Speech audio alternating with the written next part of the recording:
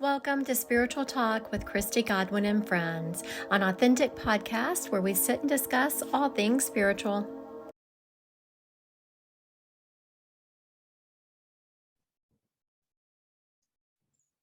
Hello, everyone. I am Christy Godwin. Welcome to Spiritual Talk with Christy Godwin and Friends. I want to thank Bradley Frame for being here with me. Thank you, Bradley, for joining me today. Oh, absolutely. Thank you for having me too. So as most of you already know, I am a certified medium. I am a certified forensic medium, past life regressionist, read the Akashic records, a smorgasbord of things. Now, I've met Bradley. We met about a year ago. Is that about right? Yeah, at the Mystic Festival. You gave me a soul plan reading. It was actually a joint one with my fiance at the time, but now my wife. Katie Frame. So. Yeah, so I live in Omaha, Nebraska, for those of you who don't know, and right across the river in Iowa, we had done the Mystic Fest. And so Bradley and his fiance had come, now his lovely wife, and they got something called a soul plan. So we're here to talk past life regressions, but let's touch on the soul plan for just a moment, because I did a podcast a couple of ones ago solely on the soul plan. So now when you had the soul plan, what did you think about it? I was really interested in how challenges and talents intertwine to where your destiny is, the destiny location for that. I just our reading was brief, but I'd like to actually schedule a full one at some point just to get in depth with it. But it pushed my fiance and I to purchase the soul plan book and read on that a little bit. She read it more than I have, to be honest, but it really still has me interested in learning mine. I have some worldly challenges and talents that I would like to touch on, so hopefully at some point.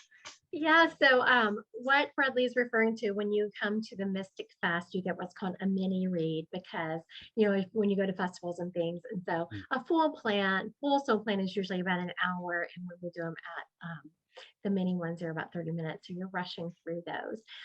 Now, yes, Bradley has some, whenever we're talking about the soul plan, for those of you who didn't watch the one a couple of episodes ago, the soul plan, everyone comes to this world with some innate challenges. No one gets a free ride. And Bradley actually has some pretty hefty ones. I refreshed myself with his chart before we came on here. He has some pretty hefty challenges. And when you have hefty challenges, you're going to have some beautiful talents to bring yourself up out of them. And so I think it's beautiful. He's like, I want to learn more about them, because that's what it's about. When you're facing a challenge, what's in my toolbox that I can pull upon? Right. Yes. And Bradley, actually, I don't know if he remembers me saying this about his soul plan, but he has a very charismatic personality. Do you remember me saying that about you? Yeah, I believe charismatic and magnetic, I would say. Yes. Those are his numbers.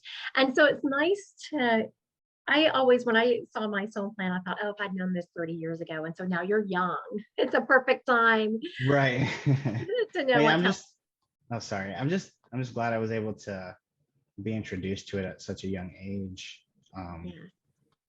With the whole spiritual thing, when I was like 17 or so, my brother's friend came up to me just randomly and said, hey, I feel like you're an indigo child, and that you should look into this series on YouTube. And so I did, and it introduced me to a lot. So I'm just grateful to be here.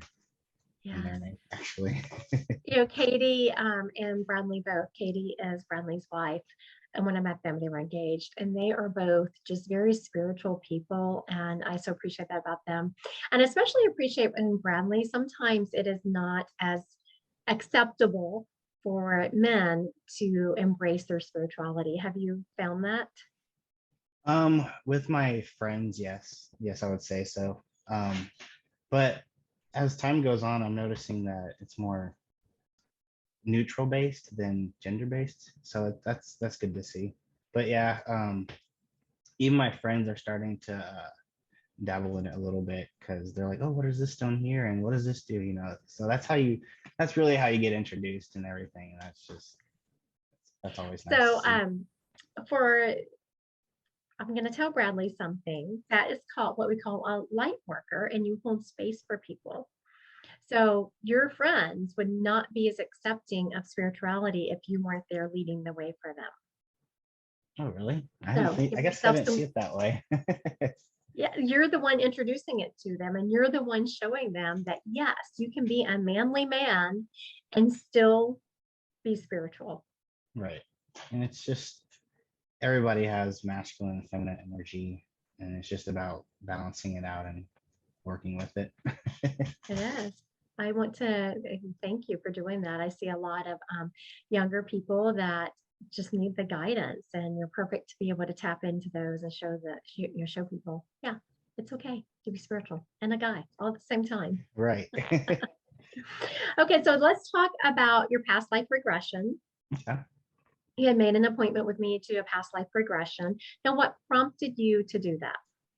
Um, I've just been feeling a little lost with myself. I've always had this image in my head of me as a child laying on my living room couch in a comatose state. And even today, I was able to see that image very clearly. So I reached out to see, hey, what could this possibly mean? And then you recommended the past life regression. So it's like, okay, I'll try that out. So around my birthday, my wife actually purchased me one. And ever since then, I've actually maintained that image or those images vividly, which I'm surprised about. So I've sometimes I flip from skeptic to a believer, but like the more skeptic side is starting to fade as time goes because there's more evidence for me to see within myself. And usually when like something's like imaginary, it goes away, but this is not. It's actually sticking with me. So that's Yeah, how I'm becoming more of a believer and believing in my intuition rather than logic and so on. and I love that about Bradley. For those of you listening and watching, that he had this issue, and instead of just tapping it down, he thought, let me explore this. Would this mean something? Because it kept coming back, and you were saying you couldn't get rid of it. So you were like, okay, what does this mean? I don't want this to keep affecting my life as the years go on. Mhm. So now, when we met, for those of you who are listening and watching, when you come for past life regression, I will just tap into you and pull up a couple of past lives. And then I will take you through a regression. And when I take you through a regression, I ask for the past life that means the most to this current life to pop up. So now let's talk about a couple of the ones that I just tapped into. Okay. So which one would you like to bring up that I tapped into? The one that was really vivid to me, besides the grand past life regression, was the French painter sitting at the just sitting at a coffee table, drinking some coffee while staring at the Eiffel Tower, contemplating what kind of artwork could I do for it to be appreciated. And I was feeling helpless because I needed money or income to survive off of, and I just felt helpless and just frustrated that it wasn't getting the recognition it deserved in my mind, in my opinion. Right. So that one I would say stuck out very vividly, besides the actual like the grand. Right. And to me, a lot of people don't realize that when I do readings, I don't always remember them because I am just conduit for the information. I don't think it. But the one that stuck out to me the most, like even whenever, because we had our appointment some time ago, and so now we're doing the recording later, is the one where you were the warrior. Do you remember that one? Yes. Just where I was soft at heart. I was more spiritually inclined, but I was put in a predicament to where it was either survive or not survive. So I would have to use my skills, my physical prowess, if you want to call it that, to basically fight and make money. Like, Yes. but I would have rathered be isolated and by Yeah. myself anymore, you know. So And so I will say that when people bring up past lives, now let's go to the French panel one, because that was one I just tapped in and brought up, and you were able to kind of feel that one. mhm, And usually when people bring up past lives, they will mean something to you. You might not can tap into the life, but it will resonate with you. mhm. You'll be able to kind of put yourself in that position, or be able to, and you were able to easily with a French panel one, just put yourself in it right away. Yeah, and I remember like I wasn't sure if it was something I was imagining or anything, but it felt, you could feel it. You could feel it. Right. And not up here, more in here. So it's like, okay, this is different than your imagination or whatever you can conjure up.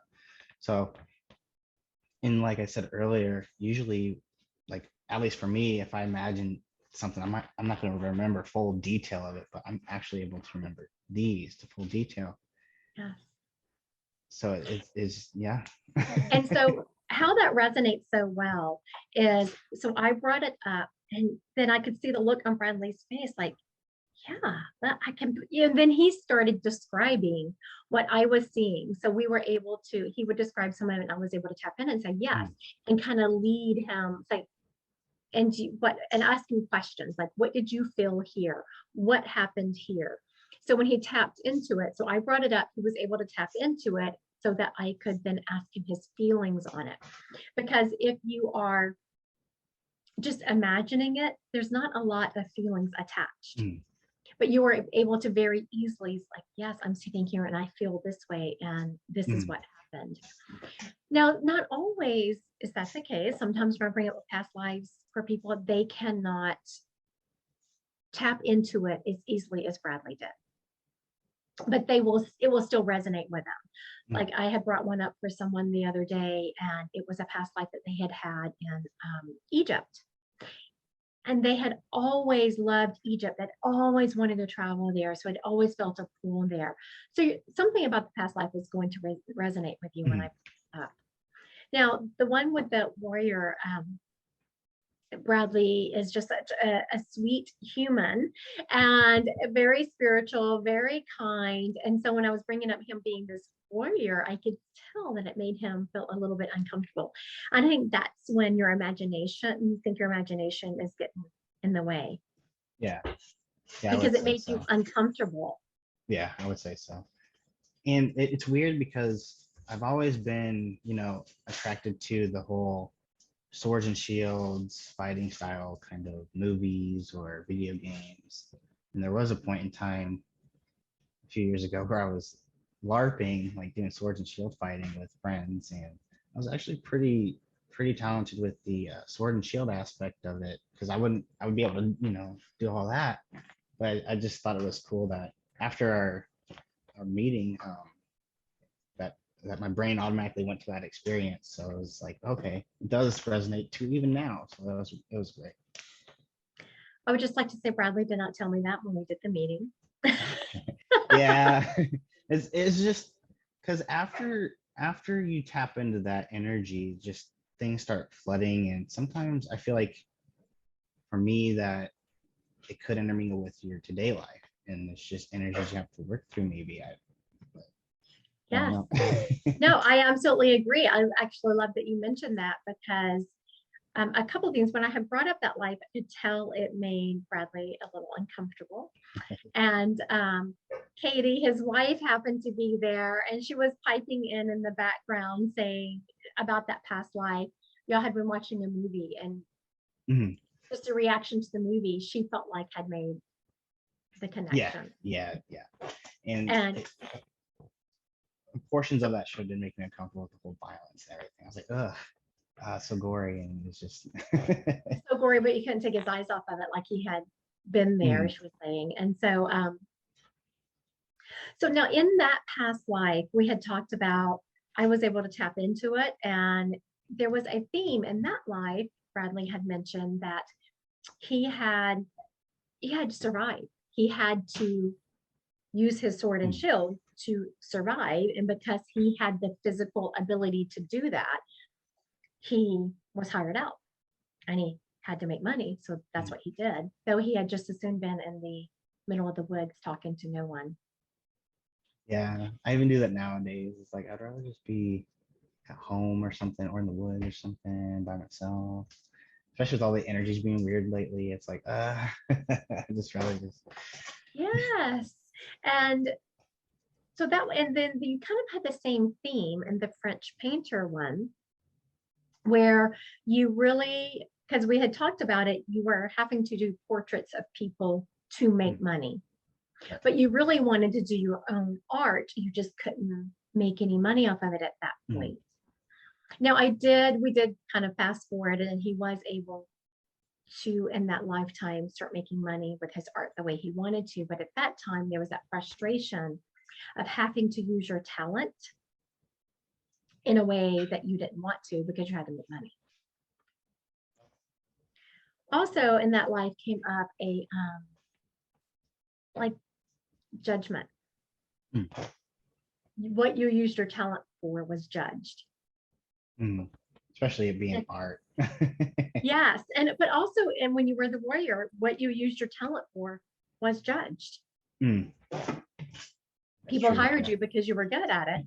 So your talent was fighting, and it was judged. So that was it. Now, do you remember the other past life that we brought up? The door, the one we went to the door. The other one that I brought up that you didn't do yourself. I thought there was a third one. I don't remember that. I don't remember if there's a third. Was there a third one? Sorry, I don't know. No, that's okay. We'll just go to the creme de la creme. Okay.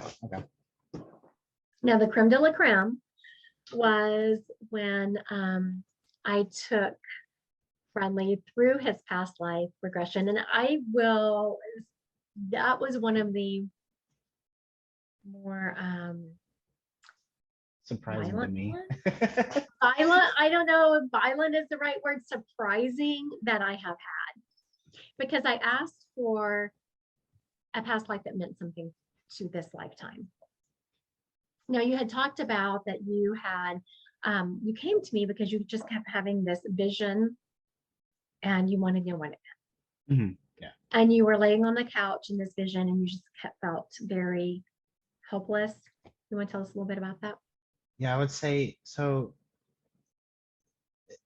The image comes every now and then, and I'll just have this image of me as around age 8 or so, laying on the couch, like in a comatose state, like Snow White or something, just laying on the couch, and nothing would wake this character up. So I wasn't sure it had significance because it felt like it did.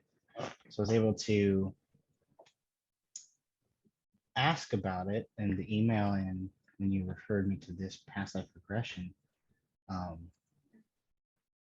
was able to walk myself through the door.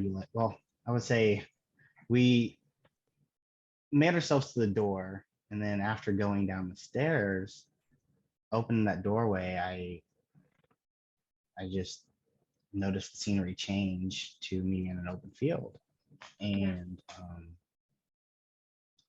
looked at my hands first because I was like, oh, where am I at? And it was smaller than my current hand, and it was more slim and tinier. And when I looked up, I just seen smoke and heard screaming. And when I was walking towards the village, people were running by on fire, and I couldn't find my family. To me, at that time, I felt like family wasn't there, but thinking about it, I felt like something did actually happen to them. But as I was going through, I see the volcano on the northeast part of I want to say the coastline. I think it was a coastline, and I remember seeing the volcano. It was billowing smoke, and you can see the lava pouring out. And then there were tremors too, and you can see that buildings were collapsed. And then I ran back into the woods scared, and everything went black. And then we fast forwarded through seeing how far we could go, and not much time has passed, I don't believe, and it just was black and I couldn't see beyond that. And it turns out that I actually starved to death because I didn't know how to defend for myself or fend for myself. So Right.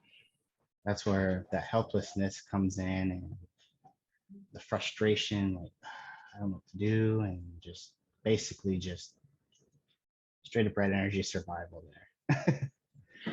So now Bradley has taken us through so that was the first two lives I talked about. I just tapped into them, and then Bradley was able to pick up and it resonated with him. Then I took him through a past life regression. So he's talking about, I take you through just very easy type meditation, basically, and kind of relaxes you. And so when anyone does a past life, and so when Bradley does a past life, I do something called double tapping. I tap into you, and I could see what he was seeing and feel what he was feeling. So I'm able to lead you through it and ask you leading questions about, okay, and I had him look at his feet, I had him look at his hands, and then I will ask who is around you, and since I can kind of feel what you're feeling, I will ask you more leading questions. And so the second Bradley opened that door to that past life, I was like, okay, what do we have here? And I knew what he was going to be facing. And so I use words according to what I see you coming up. And so I don't know if you remember, Bradley, I kept saying that you were safe. Yeah, that my guides were with me. Yeah. Yes, and your guides are with you, because you don't ever want anyone to go in this past life and feel like you want them to more observe it. Right. Yeah. And like I felt like I was the observer, like I was above it. But it was weird because it was like kind of a both it's hard to explain. Yes. No, yeah. So what Bradley is talking about, it's more like you're watching a movie. Yeah. But you can actually still feel it a little bit more. Yes, if you're watching a movie on TV, you can sometimes get very involved and feel like what some of the characters are feeling. But you could feel this a little bit more, but you're still removed. And so according to what I feel like this life is throwing at you, I will use different verbiage. And for Bradley's, I just kept saying, you are safe, your guides are with you. Because I could tell the second he opened that door that was not what I had expected. And I did expect him to be, for whatever reason, I had expected him to be a girl or a female in that life. And you were in your mid-20s. And I wonder if that also could contribute to my anxiety too, now that I think about it. So I do have anxiety too. So I wonder. See, that's what I'm curious about. Yes, exactly. And sometimes this is a process. It sits with you, and the more you talk about it, the more you process it. So then when Bradley walked through, he was telling me about things were on fire, and that he was a female and his clothes were kind of raggedy and burned some. And I actually had him walk towards the fire some. And I knew instantly when he was in there that his family had already passed in that past life. I knew that, but I was kind of leading Bradley down that path, because you never, it's like, where is your family? Let's walk towards them. And the first time I asked you that question, I don't know if you remember, you said, I don't have any family. Yeah, I remember that vividly. Yeah. I was like, I don't know. So I knew he didn't have any because they had passed, but he was just saying that he didn't have any family. And so I didn't pressure it. We just continued walking towards this village. And so do you remember that feeling as you were walking towards the village? Yeah, it was more like trying to catch my breath kind of feeling, kind of like my heart was going really, really fast. And like the whole time in that, like the other regressions, I didn't have that dizziness, but in that one, I was like feeling a little lightheaded. So I was like, oh, because there was a lot of energy coming through. So I didn't know how to manage it. I was probably not grounded as well as I should have been, but yeah, it was a lot of energy to take in, that's for sure. Yes, it was. And the reason that you didn't feel any of that energy is because it was a different level. Like on that one, I had actually taken you through the regression so that you were in it. On the other ones, we were just talking about it and were able to have them resonate with you and tap into them a little bit. And I was surprised that one so emotionally charged came up as your first one of you doing it. Typically, when you do past life regressions, ones that aren't so emotionally charged will come up first. And then after you've done a couple of them, then the emotionally charged one will come up because you're better at processing. Right. And I think when you tap into it, kind of gives it that more of a safer kind of energy because you're also being guided in a way. So I think that helps a lot too. If you just focus on that good feeling, I think you'll be okay.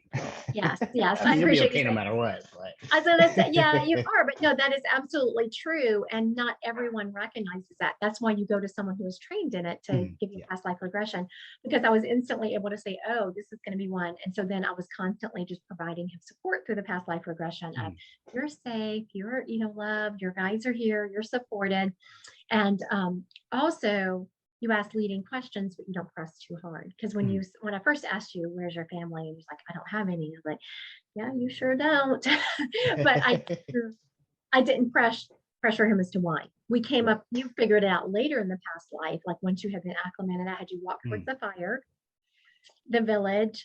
And when I feel like you were kind of saw what was going on, then I had you move back away from it because I could feel, Bradley was talking, his heart racing and stuff. I could feel that. And I was like, okay, you're very safe and you're supported and you're going to turn and walk away from the village and you're headed towards the forest.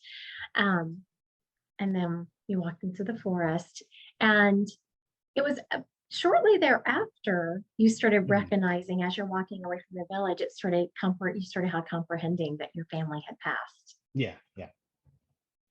And then after that, it was more, how am I going to survive, and feeling helpless. And then it led to just straight darkness, which means I passed. It led to darkness. So what had happened is I fast forwarded Bradley in that past life, and instantly when I fast forwarded him, he said, because I just want to give him a little bit of break from that highly charged moment. And he's like, I see darkness. I was like, oh, okay, so let's go. And then I took you back to your moment of passing, and it was shortly after the village burned. Right. Because I thought it was like years later, but it wasn't. And because everything looked the same. And I was just, So then after that, we were able to progress or go back to the door and then ease our way back into this reality. So then after, we ask questions. I ask a lot of questions that we're not going to go into here during the past life, just to tap into the feelings. What is the overall theme? So we aren't going to all those questions on this podcast, but then I bring you back out of the life very slowly and gently so that it's not like a huge shock to your system. And then we kind of discuss some of the findings of it. And in that life also, you had this helpless feeling. Yeah. So now we had talked about some of the themes in these past lives had been this feeling of kind of having to do things that you didn't want to in your life, and that feeling of helplessness. Yeah. And also that feeling of being judged. Yeah. And so then we had have you been able to tell how some of that has affected your current life? Yes. Like with employment, for example, I feel like I should at some point be my own boss because I kind of feel helpless being at the lower level, and just working that day to day doesn't resonate with me. I should be doing more. So I feel like if I'm my own boss and doing things that resonate with me, I can, through helping myself, help others like me. So that's what, ever since our last meeting happened, I've been working on some things that I've been wanting to expand my knowledge on some of the spiritual aspects of things, so I can help fellow people like my friends or whoever is guided my way, I should say. Absolutely. And so that was very much an overall theme, and all of the past lives you brought up was the somewhat helpless feeling and wanting to take control of your destiny.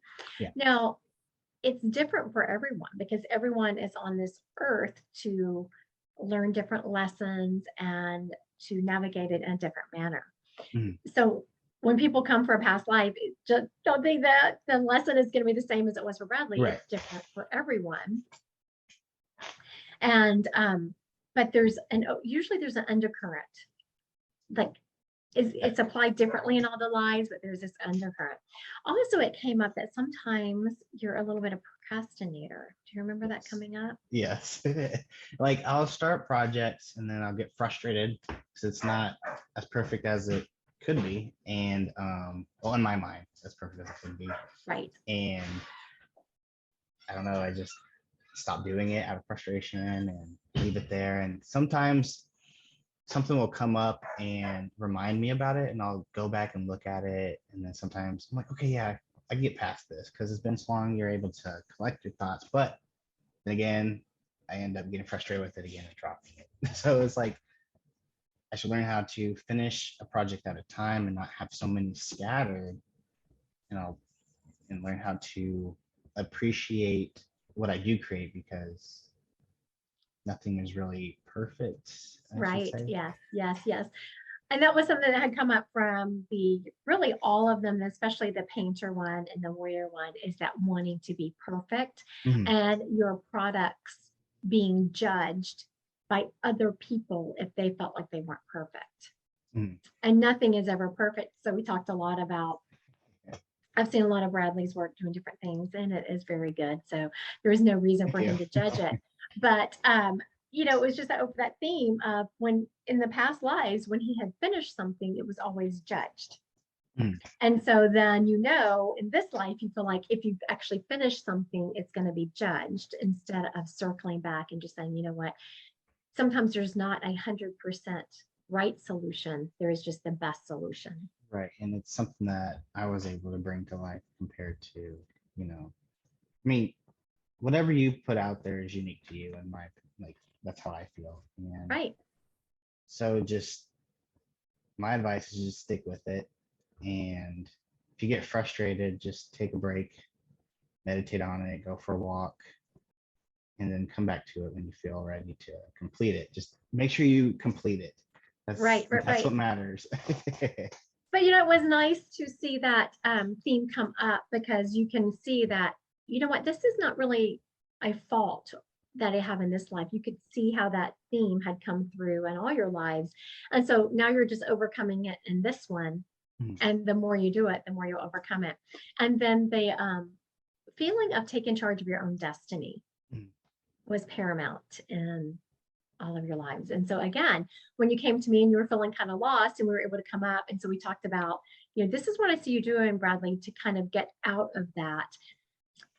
And as part of the challenge, though, I do want to warn anyone watching is, this life is a journey.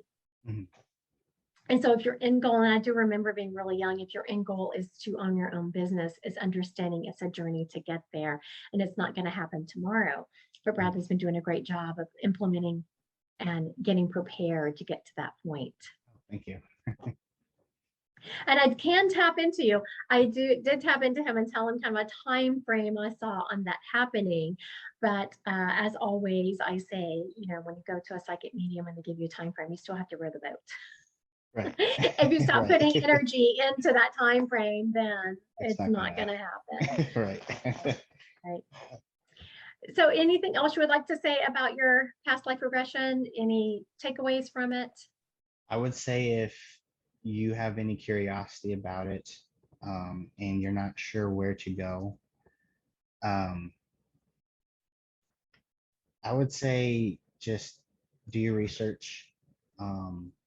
If you're comfortable with it, do a regression, and just, I would say do your research. Yeah.